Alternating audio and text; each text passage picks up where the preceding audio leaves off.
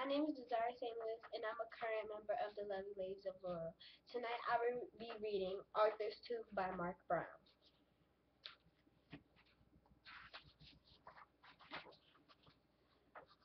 Finally, Arthur had a loose tooth. He wiggled it with his tongue. He wiggled it with his finger. He wiggled it all the time.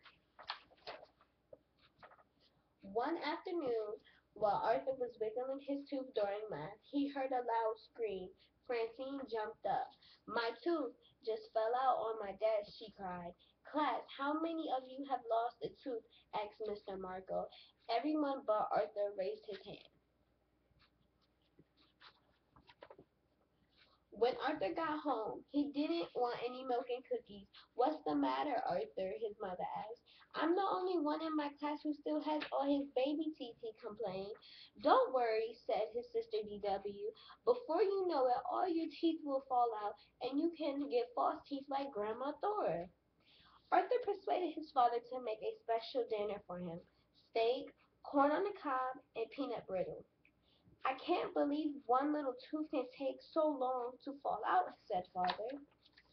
The next day, Muffy brought in a whole jar of her teeth for show and tell. "I got $2 for each one," she said. "One from my dad and one from my mom. I put it all in the bank to earn interest. I'm waiting for my investment to double."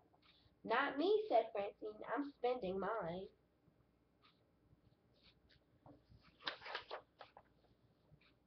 Later, the class saw a movie called Nasty Mr. Tooth Decay. Between the ages of 4 and 7, the announcer began, "Everyone begins to lose their deciduous teeth or baby teeth." "Everyone except Arthur," shouted Francine. The whole class started to laugh.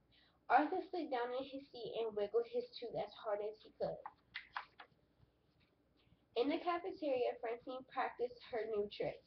"Look," she said, "I can keep my teeth closed and still drink through a straw. And I can squirt water, too." Everyone line up for a squirting contest. Everybody except Arthur. Babies with teeth can't squirt. By the next day, Arthur was convinced his loose tooth would never fall out. His friends tried to help. Buster brought carrots for Arthur for lunch. Sue Ellen showed Arthur how to put raisins over his teeth to make it look as if some were missing. Brian invested in a special machine. "It's a tooth remover," he explained. "Just put your head in here." Even Binky Barnes wanted to help. "I can knock that tooth out in 1 second flat," he said.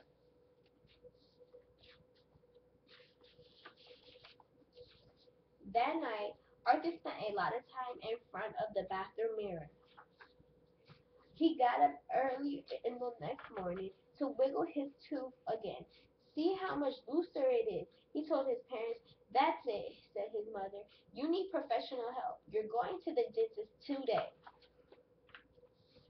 There were other patients waiting to see Dr. Sozio. "Sorry," said the nurse. "We're running late. Have a seat." "Arthur, you were smart to bring a book," said mother.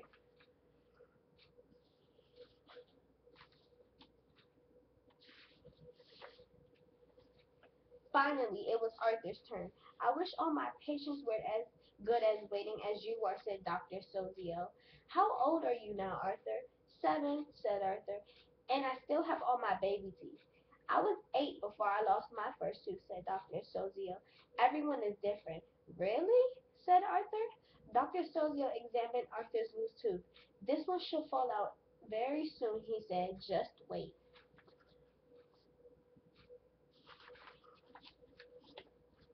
Arthur got back to school just in time for recess.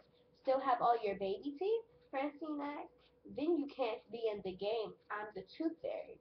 Only people who have lost teeth can play."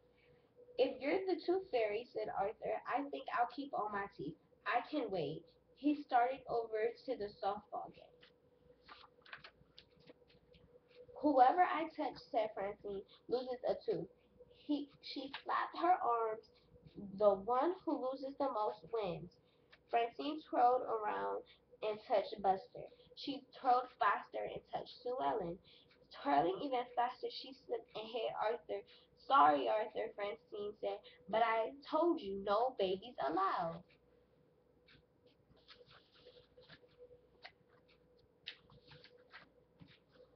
Arthur picked up his glasses. It's okay, he said. It's probably the nicest thing you've ever done for me. What do you mean? Asked Francine. Arthur just smiled. And that's the end of Arthur's Tooth by Mark Brown and Arthur Adventure. Good night.